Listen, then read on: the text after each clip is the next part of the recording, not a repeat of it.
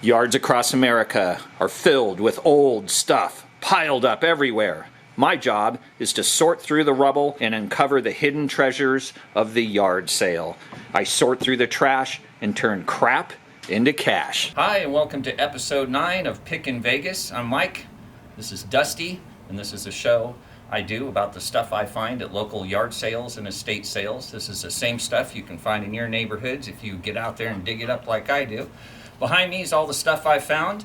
It's in the last 2 weeks because it's summer and it's just really hot here, so there's really limited number of sales. But this last weekend was really good, and we did find a bunch of really great quality stuff this week. So let's get started and see what I got. Okay, we're going to start up here with this motorcycle jacket. It's a brand built, brand new, size 3XL. Scored that for 20 bucks. I think there's some money to make on that one. And then over here we have this Washburn Dean King. It's a hollow guitar. I got it cheap, but there is a crack in it, unfortunately. I still think it's going to make some money, and it's probably something I can actually just fix, but still a pretty nice piece. And then down here, I got a couple of Equalizers. I've always had good luck with these things. I picked them both up for $5 a piece at different yard sales. So hopefully they both turn on and work good, and hopefully there's some money to make on them.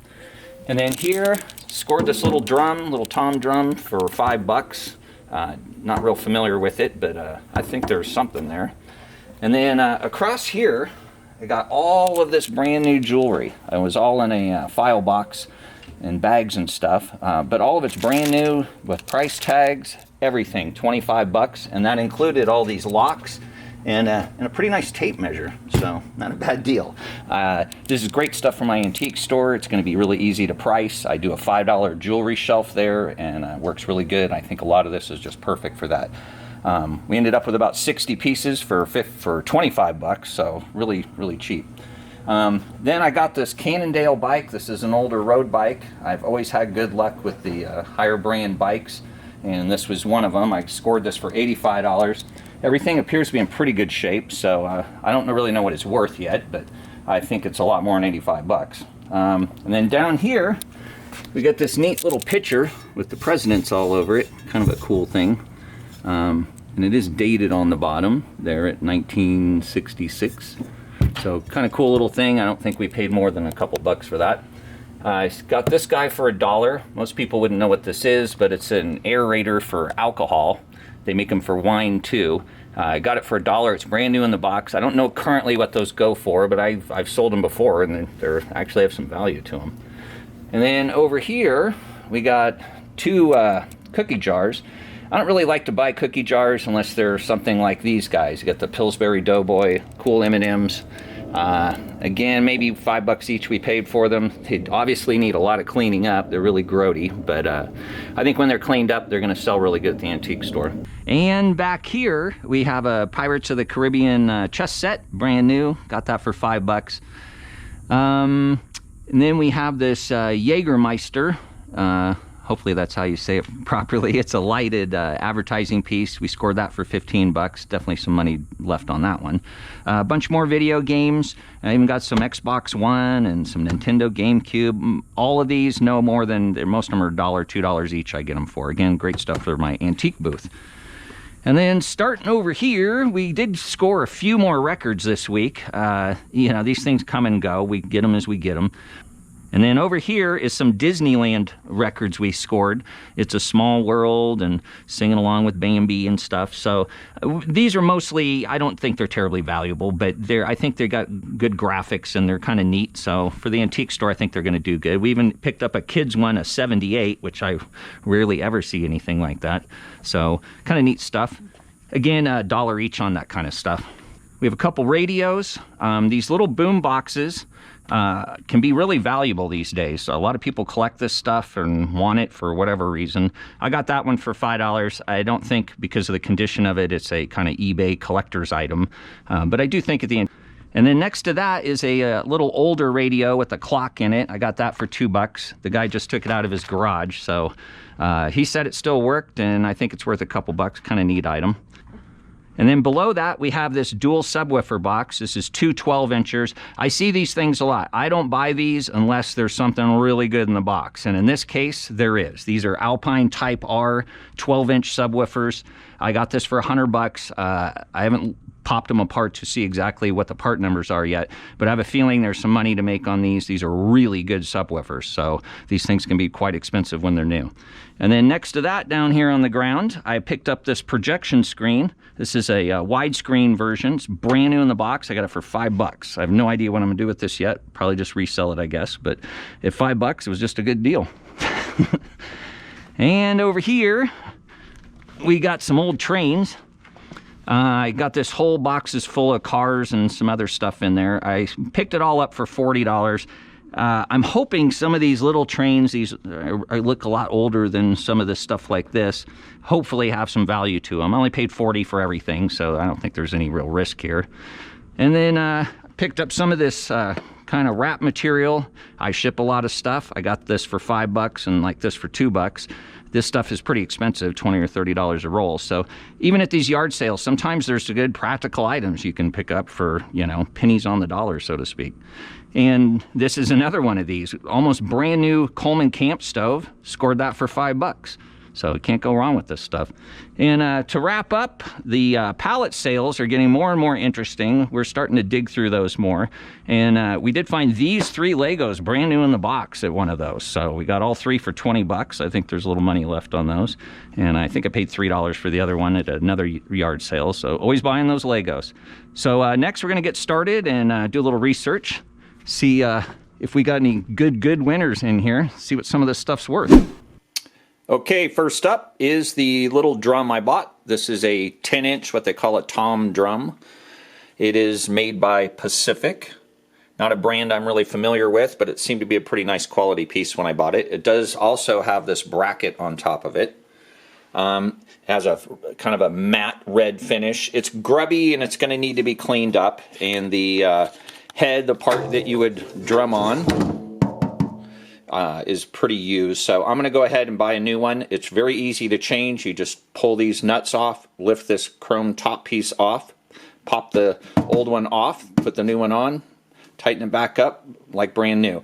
That's a good thing if you're at a sale. Sometimes you can get drums really cheap because the head's broken, and a drum like this head's only around $10 with shipping. So there's more expensive ones, of course, too, but if you're just trying to get it back for something nice that you can sell, it's only about a $10 upgrade. So a little cleaning and another $10 in this thing, and my $5 drum is going to turn into, believe it or not, this thing's going to bring an easy $50, and this bracket I checked is worth about another $20-25. So good chance I can get $75 out of my $5 drum. And next are the subwoofers. These were in a big black box that I bought, the whole thing. These are 12-inch subwoofers. I pulled them out of the box. The box is kind of a junky box, so they're going to look better and be easier to sell out of the box. So I'll sell them individually, and that's the best way to sell something like this. The part numbers for these were a little tricky to find, but underneath under here I did find it, and it does turn out these are 2-ohm speakers with dual voice coils, and you can see there's actually 4 connections, not 2.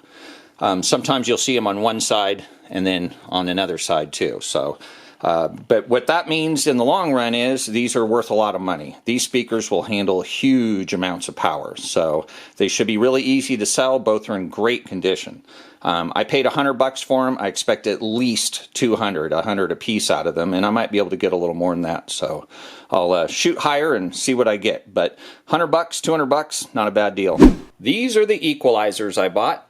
I got 2 of them at 2 different sales. I see these every now and then, and when they're in good shape, I grab them. I paid $5 each for them. Glad I did. These things are great. They should bring an easy $50 a piece. This one on the top that's not even lit is bringing $80 to $100 on eBay with shipping. So pretty amazing. I can't believe they're actually that valuable. So they're going to sell really easy, and I should get easily $50 a piece. So I paid $10, and I'm going to end up with, I would say, at least $100 on these two guys. So if you see these old Equalizers, grab them. Make sure all the knobs and everything work, and I'll have to put these through a test in the end, but if you see them, pick them up. They're worth money. And as we move down the tracks a little further, we're here with the trains I bought. These are HO scale trains. I ended up with a bunch of train cars. I got one that is either new in the box or at least still has the box.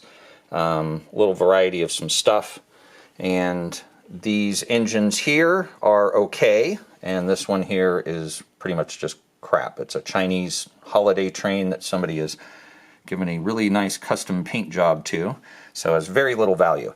And neither do these. This is a Bachmann. Some of this stuff is Tyco. If you're familiar with those brands, it's because every single kid in America had Bachmann or Tyco toys, and these are no exception. They're not really super valuable. This little train here, I'll probably get between $20 and $30 for it. This little guy here is from Italy. He's a little older, but he doesn't have his tender. He's not in the greatest shape, so I'll expect maybe 20 or 30 bucks out of him. And this one's marked Mantua, which I'm not even sure what that means. But again, it doesn't have the tender. So provided all these guys work, we do have a little money here, but nothing to make any money on. With these old trains, if stuff's in the box, you're onto something that may have value. But even this car on eBay is probably brand new in the box, 10 bucks. So these cars here, loose, are only worth, really, realistically, a few dollars a piece, and that's just all they're worth. So there are exceptions. There are some Japanese and European brands that have more value, but when you're talking this regular old stuff that everybody had, there's not a lot of value to it. So as the engines go, that's where most of your money's going to be at. And to kind of show you the difference, these are HO scale. This here is an N scale, and you can see it's much smaller train. Again, Bachmann, Tyco, very popular brands for that scale there. So again, not a whole ton of value. Anything new in the box is different, but anything open and used, you're not going to see a whole ton of value. And then to show you the bigger train, which is the Lionel, this is a O gauge, and you can see it is considerably bigger. Even these guys, the cars for these Lionels, unless again they're new in the box, really don't have a whole ton of value. You're only looking, $5 to $10 a piece. So when you see these big sets of this stuff, don't be putting a whole lot of value on those train cars. The track for these Lionel guys is pretty valuable, and the engines are valuable. And sometimes with the right transformers, if you got larger, older ones, those can be worth some money. So. But none of this stuff is super crazy valuable. You'd have to get really lucky to find some super valuable thing out there. But the trains are always kind of cool, and you never know what you're going to find. So I did okay. I spent 40 bucks on this stuff. I see easily doubling my money, probably around $80. So not too shabby. And here we have the Cannondale bike I bought. Buying these old bikes is a total crapshoot. So I try to look for things of quality and stay away from the junky bikes. One way to tell the junky bikes usually is the crank set. You'll see this is 3 pieces, one here, one through the middle, and then another bolts on the other side. A one piece will be real smooth and just look like an S shape going through there. That's always a sign of a cheap bike. Cheap bikes also have steel wheels, not aluminum. So stay away from the Huppies and Roadmasters. But it can still be really tricky. There's a market for these things for sure, but the values are all over the place. Some bikes are worth 50 bucks and some are worth 500. I did look this bike up, and it looks like it's probably from the late 80s, so it's a pretty old bike, over 30 years old probably. So the value on this is really good. The prices on eBay were really strong. There weren't a ton of these, but it does look like this bike should be easily in the $300 to $400 zone. I saw just the frame set bring $250, so I expect hopefully around $300. I'm going to do some cleanup, get rid of some of these scuffs and touch up any chips, and hopefully I can find these little hood pieces here and change those out too, just to get this thing as nice as possible. It even has a nice little working computer on it, so that's kind of cool too. I paid $85 for this, provided I have to put a little bit into it, we'll call it $100, and I expect at least $300 out of this. So great buy on this one. Keep your eyes out for those good quality bikes. And here are the baseball cards we bought. It's just kind of a big pile of cards, some in a little plastic container, which is right there, and the rest were just in a bag. We saw a lot of names we recognized. We picked them up for $5. Turned out pretty good. I haven't been through every single card, but I tried to look up everything that at least looked like it was something worth looking up. A lot of baseball cards have pretty much no value, but it's not true for all of them, not by any means at all. A lot of these cards turned out to be $1 or $2 each. That's based off of what I see actually sell on eBay, and that $2 price point seems to be pretty standard for a lot of like good name cards. So some stuff a little under that, but once the price goes much above that for just a loose card not graded, it's probably going to have to be something pretty special.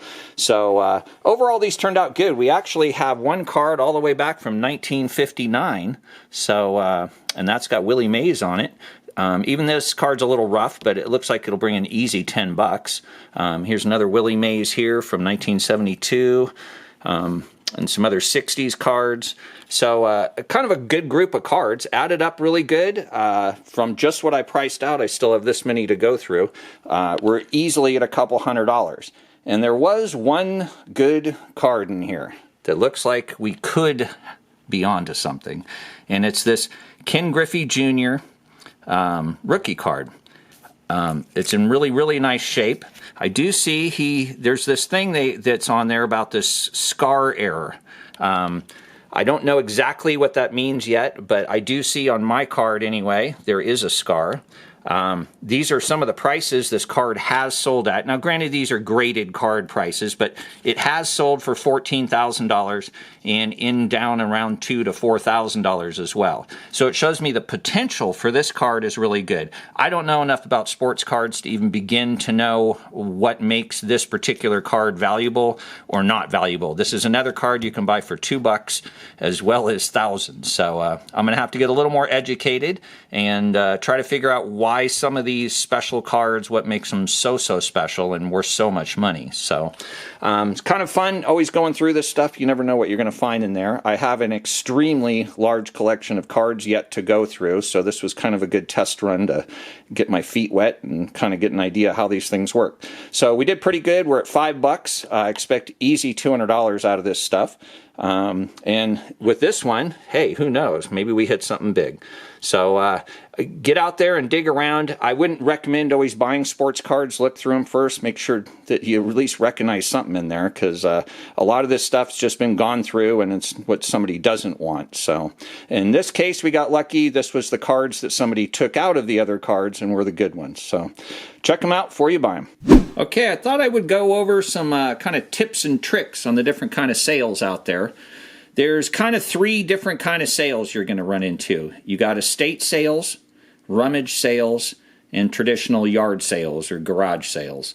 The first, estate sales, this breaks down into basically 3 categories. One is the professional guys. These are companies that come in, they price everything, they inventory it all, they advertise it really well.